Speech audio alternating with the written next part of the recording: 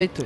Nesta terça, a pedido do Procurador-Geral da República, Augusto Aras, o ministro do Supremo Tribunal Federal, Alexandre de Moraes, determinou a quebra do sigilo bancário de um senador e de 10 deputados governistas. A decisão se deu no inquérito que apura o financiamento e a organização de protestos com pautas contra o Congresso Nacional e a Suprema Corte. E para falar mais sobre isso, gentilmente nos atende uma das parlamentares que foi alvo da operação, a deputada federal pelo PSL aqui de São Paulo, Carla Zambelli. Deputada, bom dia, muito obrigado por atender a Jovem Pan. Bom dia, eu que agradeço a oportunidade de estar falando aqui. Deputada, a senhora fala muito sobre o Supremo, a senhora ontem inclusive fez uma manifestação na internet, e eu pergunto, a senhora também se sente perseguida pelo Ministério Público? Olha, eu acho que o MP está fazendo agora a parte dele. Eu vejo nas ações do Aras uma ação até por perceber que o STF estava conduzindo o inquérito da fake news, que é outro inquérito, de uma forma muito estranha. Ele pegou esse inquérito para poder provar até que nós, parlamentares, não temos nada a ver com o financiamento dessas manifestações. E aí, também, acho que a gente deve apurar nesse inquérito o conteúdo das manifestações, porque vamos supor que eventualmente eu tivesse colocado um caminhão de som lá em São Paulo, onde eu moro, né? Sou uma ativista de carreira, vocês me conhecem, nas ruas, então eu poderia muito bem ter pago um caminhão de som para uma manifestação em São Paulo. O que faria disso algo inconstitucional ou algum tipo de crime? Assim, porque eles falam manifestações antidemocráticas. Em que momento as pautas das organizações eram antidemocráticas? Você não pode controlar o conteúdo de cartazes que as pessoas levam para a rua. E isso desde a época do impeachment. Né? A Jovem Pan acompanhou o impeachment todo, a gente conseguiu fazer um impeachment inteiro, sem quebrar uma vidraça. O movimento nas ruas era um dos movimentos mais fortes naquela época, um dos 3 mais fortes, e a gente nunca fez nada que fosse fora da Constituição. Agora, naquela época, mesmo naquela época, a gente falando em impeachment, o impeachment era possível pelas vias democráticas e tinha gente com placa de intervenção militar. A gente não consegue controlar, entende, isso daí. E eu acho que não só o jornalismo tem que entender, eu acho que a Jovem Pan é uma desses jornalistas que entendem, mas também o STF e a própria PGR, que a manifestação de um ou outro não pode determinar o conteúdo de uma manifestação como um todo. Deputada, agora a pergunta de José Maria Trindade, que está em Brasília. Zé Maria. Deputada, a senhora, de certa forma, incentiva também esse tipo de manifestação, como aconteceu ali, os fogos no Supremo Tribunal Federal, e o que exatamente eles encontrarão nas suas contas? Não, eu não acho que... Eu acho assim, que aquele ato dos fogos, ele em si, se você analisar o ato em si, ele não era perigoso, né? Mas o símbolo que aquilo ali gera é um símbolo complicado, porque ele é algo subjetivo e que pode ser entendido de diversas maneiras. Teve gente falando, assim, algumas pessoas falando, olhem o direcionamento dos fogos, e eu acho que ali passaram do ponto. A gente tem como fazer outros tipos de manifestações sem atingir a possibilidade de interpretação dessa maneira. Então, eu achei um pouco pesado, e eu não incentivaria atos dessa forma, tá? Nem incentivaria e nem participaria, e me parece que, inclusive, uma das pessoas que foram presas não participou dos atos, ou seja, foi presa injustamente. Em relação à segunda pergunta, ontem eu até abri minhas contas publicamente.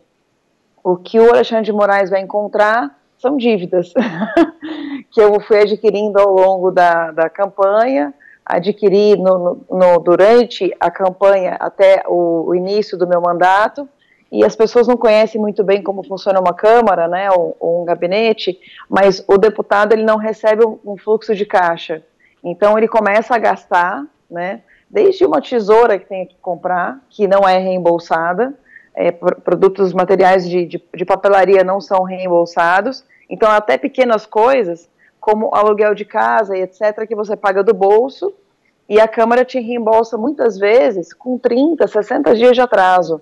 É lógico que o padrão são 5 dias, mas às vezes atrasa 30, 60 dias porque um contrato não ficou certo e tal. Então, só para o ouvinte entender, o deputado no começo do mandato, se ele for um deputado como eu, que já vinha com dívidas, ele contrai muita dívida.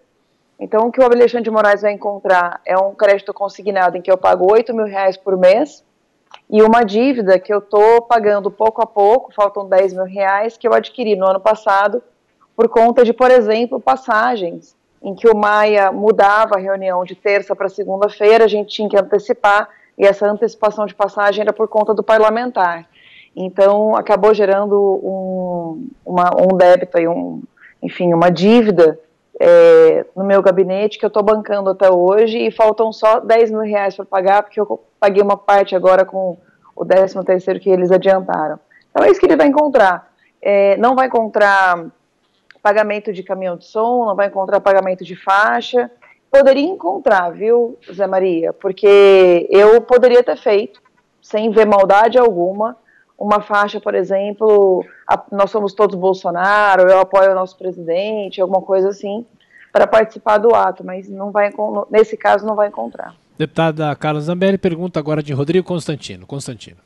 Bom dia, deputada. Como a senhora mesmo colocou, bastam algumas faixas numa manifestação com milhares de pessoas e a imprensa vem chamando aí de atos antidemocracia.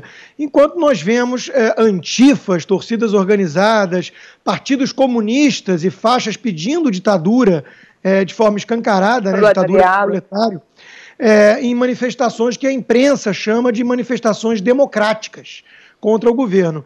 A pergunta que eu lhe faço é a seguinte: há uma ameaça à democracia no Brasil hoje e, se existe, de onde ela vem?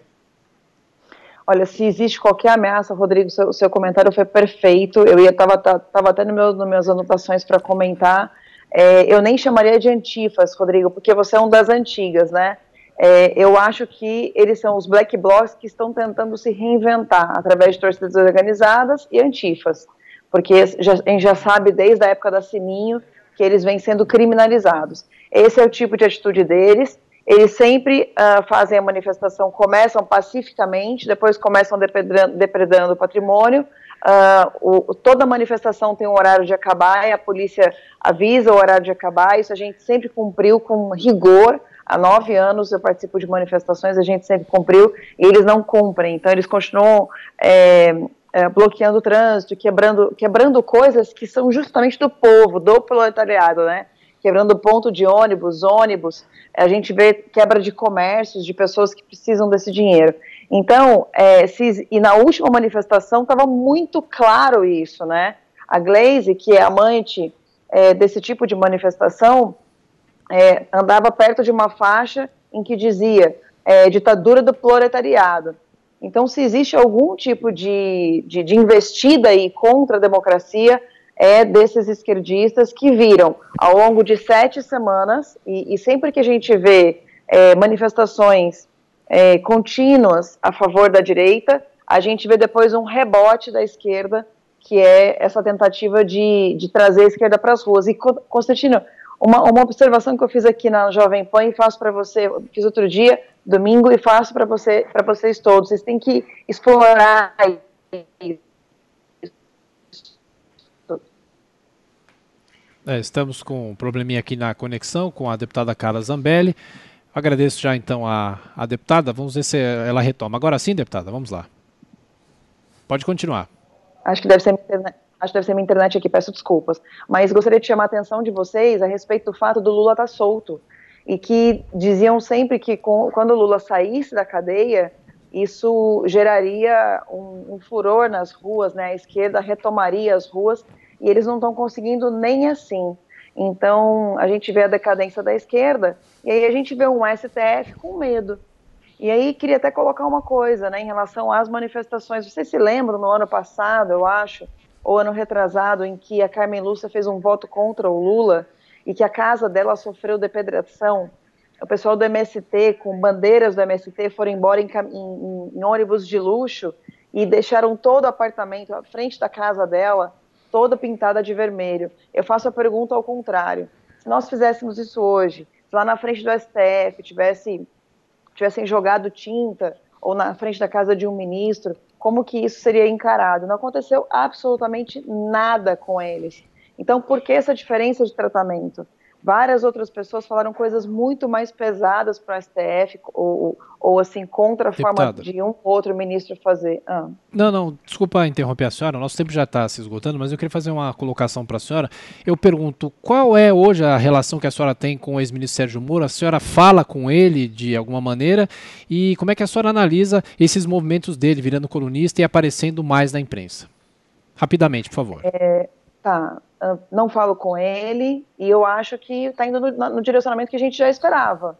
O ministro Moro percebeu que cresceu, acho que a mosquinha azul picou, né, essa popularidade, e ele vai entrar para a política, né, já está conversando aí com Álvaro Dias, ontem o general Teófilo, porque eu tenho muito apreço, que foi candidato a governador pelo PSDB, já foi para o Podemos e disse que conversou com o Moro, então a gente já vê ele ali caminhando numa seara de entrar para a política. Com certeza ele deve ser um candidato aí em 2022 para algum cargo, se não for a presidência da República. Deputada Carla Zambelli, do PSL aqui de São Paulo. Muito obrigado pela entrevista, até a próxima. Eu que agradeço, um abraço para todos vocês.